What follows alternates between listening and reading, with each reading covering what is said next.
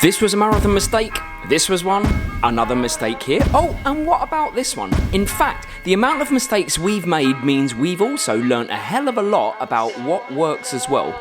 So think of this video as your own personal marathon cheat sheet. All of the major mistakes we see or have personally made that if you avoid will give you a much better shot at success on your own marathon day. And don't forget to subscribe as well if the video helped you so that we can help you even more. One mistake that really does come back to bite you in the bum on race day is overdoing it in race week lead up. And when I mean overdoing it, I mean in runs, because there's something in our heads that makes us feel like we got to keep running, we got to keep putting the miles in, we'll lose our fitness when it comes to race day. And that's just simply not the case, because the way fitness works is when you do a run, the benefits from that run fitness wise is about 2 to 3 weeks in the future.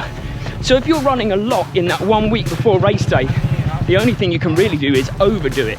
I would say I found out the hard way in Boston when we did a shakeout run of 5k and then we did the Boston 5k the day before the race, and those 10k, that sounds ridiculous to say it, but they were too much for my legs and they made them not feel fresh on race day.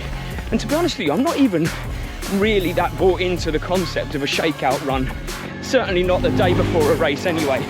I like to kind of keep my legs up and keep them as fresh as possible. And maybe if I'm racing Sunday, it'll be a 5k on the Thursday, something like that. You can only overdo it. You can't really underdo it when you're that close to a race. What I'm trying to say is less is more when it comes to race prep in the week before. Would you willingly reduce your chances of success on race day? My bet is no. But that might be just what you're doing if you don't pay attention to your diet and your fueling in the lead up. Sadly, once again, we found out the hard way. By just eating a bit more carbs in the days before, we thought we had it covered, but the reality is so different. The amount of carbs you need in the lead up, according to the science, is way more than you think. The easy rule of thumb is you need, for a 3-day load, 8 grams of carbs for every kilogram of body weight.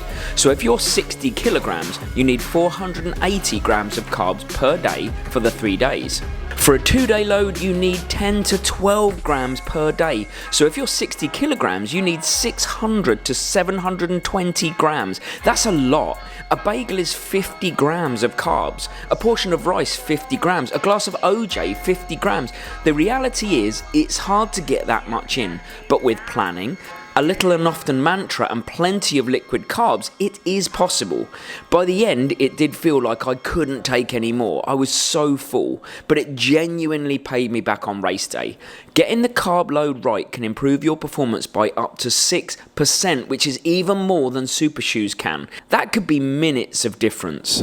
Now, if you live in a place like Bangkok, like we do, you're probably not going to have this problem, but being underdressed for the race and for the elements is something that can absolutely compromise a performance before you've even started. Now, a lot of marathons are in the spring and weather can be temperamental, unpredictable. Some days it can be really lovely, but some days really cold. And if you turn up to a race and the temperature is around 0 Celsius and you are just wearing your running outfit and you're waiting on the start line for like an hour, now that is gonna have a massive impact on your overall race. So the best thing to do is make sure you're prepared. Wear some clothes, wear some jogging bottoms, wear a hoodie. Sometimes if the temperature is mild but still reasonably cold, a bin bag over your running vest just to stop that wind hitting you. Do something or anything that you can to keep your body in a prime position and warm enough to perform once that start gun goes. It's as simple as that. Do not underdress for the race before the race. One mistake that runners can make is that they assume race day is going to be easy because of the hard work and training they've put in over weeks and months. So awesome if you've had a great training block and everything's gone to plan and you're feeling good at the start line. But remember, this is a marathon. We've got to respect the distance, and even the top elite runners are going to face pain in that marathon, so you need to be prepared for that. It's never going to be a breeze for anyone. So what you're actually doing in your training is you're preparing your body and also your mind to navigate all those challenges that come your way on race day. And that saying, the more you sweat in practice, the less you bleed in battle. That's what this is all about. So don't go into race day expecting no pain.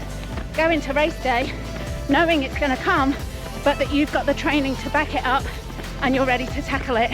Listen, I'm not going to spend a lot of time on this one because I've made a completely separate video on the subject, which I'll link here and I'll put at the end, but poor fueling strategy blows up more races than I would care to talk about. In fact, when you hear about runners hitting the wall, most of the time it's due to a poor fueling strategy. And you know what? The fueling in race is probably more than you think it is. You should be aiming for 70 to 100 grams of carbohydrates per hour. And if you think about it, a gel contains 25 grams. Some new gels, 40 grams, but you're looking at consuming a gel probably every 20 to 25 minutes if you want to get your fueling strategy on point and bring out the best version of yourselves and bring out the training on race day. So research fueling for race day, but I can guarantee you this, it's more than most runners think, and the full video will be linked at the end of this video. A mistake that can be so impactful it sometimes even puts people off running is either only having one plan and goal, or worse, having no plan at all.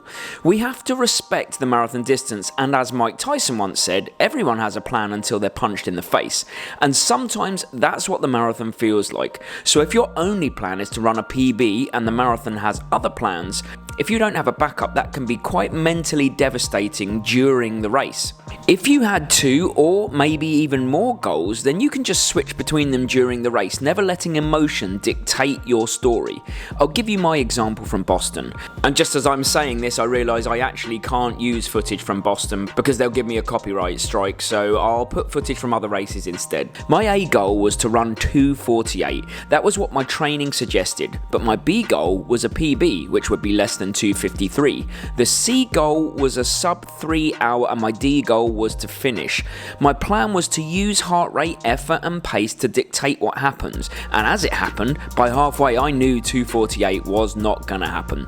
So I just shifted my goal to the B. No sadness, new goal. Then by 32 kilometers I knew a PB wasn't even on. Shift to the C goal, sub 3 hours. I very nearly let that sub 3 hours slip, but summoned all I had and crossed the line with just seconds to spare. And you know what? It's probably my proudest achievement. I don't feel negative that I didn't hit my A or B goal. I feel extremely proud that I managed my C goal. Positive emotion because I had a plan and multiple goals. The marathon demands it. One thing you really need to avoid is trying anything new on race day. And believe me, I've been there.